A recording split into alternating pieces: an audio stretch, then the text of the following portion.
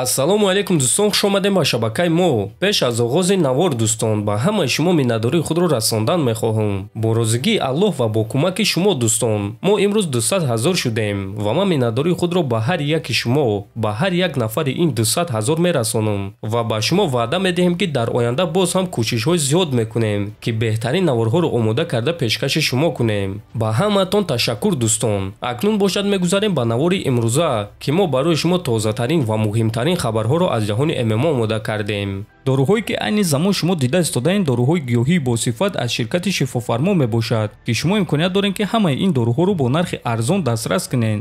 доруҳо барои хунукзадагӣ ва қавӣ кардани мардонагӣ, барои фарбе ва харобшавӣ, барои ришу мӯйсарбарорӣ, барои дарди дил, дарди мушакҳо ва ҳамчунин равғани сиёҳдона ки пайғамбар саллаллоҳу алайҳи васаллам гуфта буд ки ба ғайр аз марг ба ҳамаи дигар дардҳо даво мебахшад. худи ҳозир ба номерҳои дар рӯи экран буда занг зада доруҳои даркории худро харидорӣ кунед ва ҳатман аз номи канали Паҳлавон гап занед. ҳамин гуна шумо ҳам доруҳои даркории худро ба даст меоред ва ҳам канали моро сахт дастгирӣ мекунед. чанд соат пеш аввалин турнири UFC дар соли 2024 ба анҷом расид ки муҳорибаи асосии ин турнир муҳорибаи рейтингӣ дар вазни ним вазнин реванш байни Магомед Анкалаев ва Ҷонни Уокер шуд ва ин муҳориба аллакай дар дуюм раунд ба анҷом расид. Магомед дар дуюм раунд Ҷонниро бо тариқи нокаут шикаст дода дар ин қуввоозмоӣ нуқтаи калон гузошт. муҳорибаи пурраи онҳоро дар телеграм канали мо тамошо карда метавонед. ссилкаи телеграм дар описания ва дар якум комментарий закрепид шуда. баъди муҳориба Анкалаев гуфт ки барои камарбанд ҷангидан мехоҳад. биён суханҳои ӯро гӯш мекунем.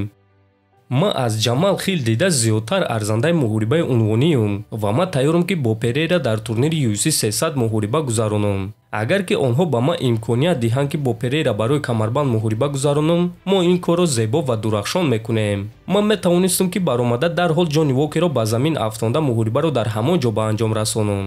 лекин ман дар стойка ҷангидан мехоҳам. ба одамон муҳорибаи дурахшон нишон додан мехоҳам. Перейра метавонад ки вақти худро дар гӯштин сарф накунад, чунки ман ӯро дар стойка ба нокаут равон карда метавонам. ӯро дар вазни миёна аллакай як маротиба ба нокаут равон карда буданд. ана дар вазни ним вазнин бошад, ӯро мушкилиҳо интизор аст ва дар наздиктарин муддат ӯ ин чизро ҳис мекунад, гуфтааст Анкалаев. ва дӯстон бояд қайд кард ки Магомед Анкалаев дар ҳақиқат сазовори муҳорибаи унвонӣ аст ва ӯ доимо муҳорибаҳои дурахшон нишон медиҳад ва ин ғалабаи Магомед Анкалаев ба Рамзан Кадиров писанд омад ва ӯ оиди ин ғалаба чунин суханҳо навишт. ман Магомед Анкалаевро бо ғалабаи дурахшони фаврӣ зидди рақиби пуртаҷриба ва бақувват табрик мегӯям. ман боварӣ дорам ки дар ояндаи наздик Магомед барои камарбанди UFC муҳориба мегузаронад. ӯ барои ин корро кардан ҳамаи имкониятҳо ва ҳамаи малакаҳоро дорад. ба ӯ дар ояндаи карьераи варзишиаш барор хоҳонам, навиштааст Кадиров. Анкалаев бошад дар ҷавоб чунин навишт: баракалло Рамзан Ахматович барои таваҷҷӯҳ ва дастгирӣ, навиштааст Магомед. дӯстон бояд гуфт ки Магомед Анкалаев ҷангвари клуби Ахмат аст. аз соҳиби ин клуб бошад Рамзан Кадиров аст. тобови ҷангвари вазни 61 кг UFC Марлон Вера гуфт ки баъди чемпион шуданаш аввалин ҳимояи камарбандро зидди кӣ гузаронидан мехоҳад. ман ҳамчун марди ҳақиқӣ муҳориба зидди кори Сенхаген талаб мекунам, чунки ӯ маро шикаст дода буд. ин ягона сабабе ҳаст ки барои чӣ ман ин муҳорибаро мехоҳам. бо ғолиби муҳорибаи Сехудов ва Мераб вохӯрдан низ варианти хуб аст ва UFC медонанд ки ман барои ҷанг бо ҳамаи онҳо тайёрам. касеро ки онҳо интихоб кунанд бо ҳамон меҷангам. лекин агар худи ман интихоб мекардам, пас ман кориро шикаст додан мехоҳам. ҳозир ӯ бисёр шикоят карда истодааст, чунки ман пеш аз ӯ барои камарбанд меҷангам.